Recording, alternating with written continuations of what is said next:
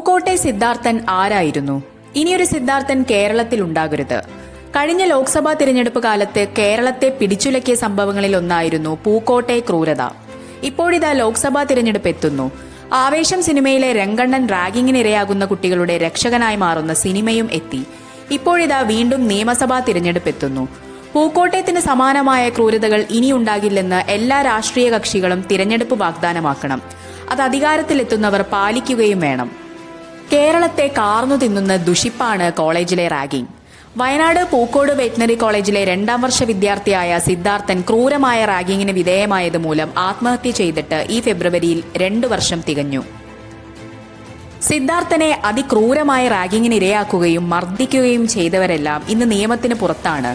Pookode veterinary college ഹോസ്റ്റലിന്റെ ശുചിമുറിയിൽ സിദ്ധാർത്ഥ. ഈ വാർത്തയുടെ പൂർണ്ണ വിശദാംശങ്ങൾ അറിയാൻ the Hali news YouTube channel കാണുക. Link in bio.